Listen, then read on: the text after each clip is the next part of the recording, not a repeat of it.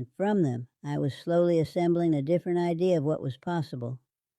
I also, over those years, became competent.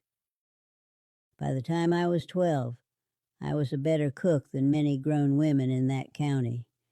Not because I had any natural gift for it, but because I had been doing it every single day for 5 years, and I had learned by trial and error every trick and technique available to a woman cooking over a wood stove with limited ingredients.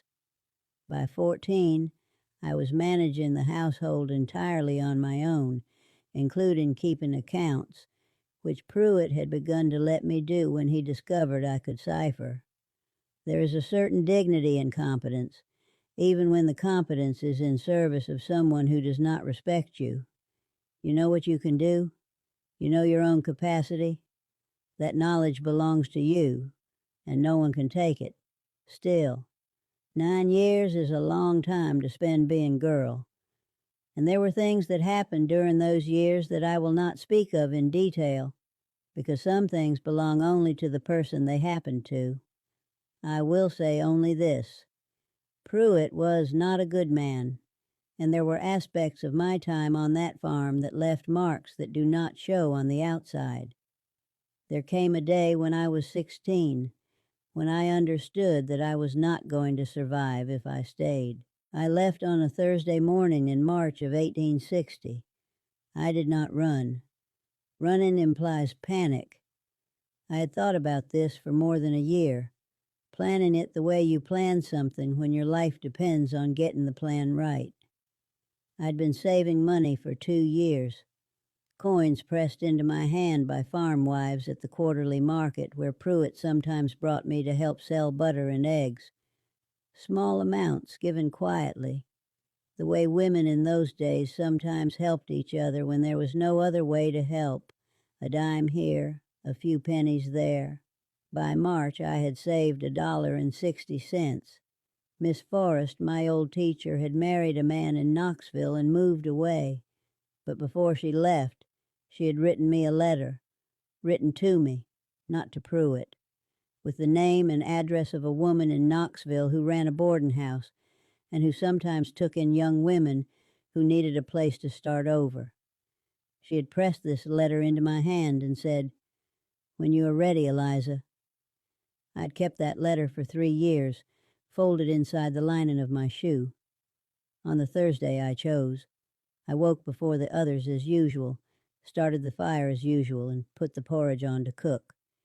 Then I took my bundle, the same small bundle I had brought to the farm 9 years before, though its contents had changed, and I walked out the door. I did not leave a note. Pruitt could not read well anyway, and I did not owe him an explanation. I walked the 11 miles back toward my mother's hollow first, though I did not go to the cabin. I stood on the road above it for a moment, looking down at the place where I had grown up, at the smoke coming from the chimney, at the cabin that had been there all this time while I was gone. Clarence, who was 19 now, would be inside. My mother, who was 41.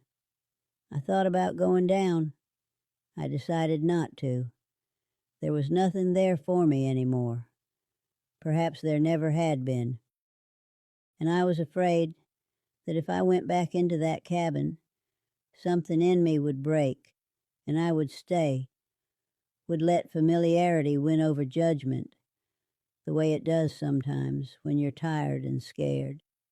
I turned away from the hollow and walked toward the main road, and from there I found a farmer hauling goods toward Knoxville, who allowed me to ride in his wagon for the price of a few of the biscuits I had packed for the journey. I arrived in Knoxville in the evening of the second day. I was 16 years old. I had $1.60, a letter, and 9 years of hard-earned competence. It was enough.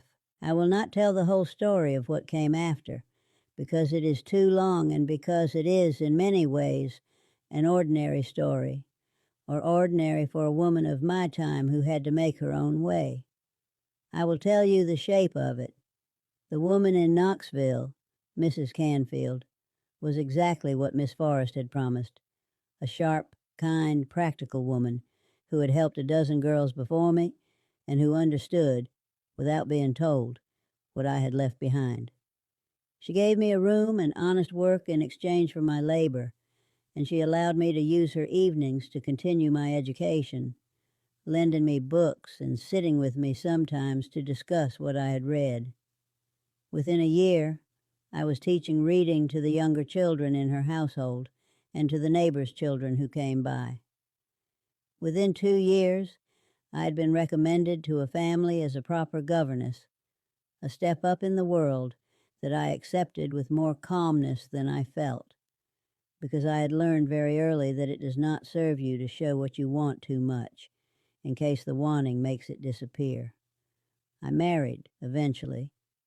I will say this: I chose well, which is to say I chose slowly and carefully, and refused every man who could not demonstrate that he saw me as a person and not an arrangement. His name was Thomas Decker. He was a school teacher in Knoxville, a man who had grown up in a large, loud, affectionate family, and who brought that affection to everything he did. He was startled at first by how careful I was, by how long it took me to trust him.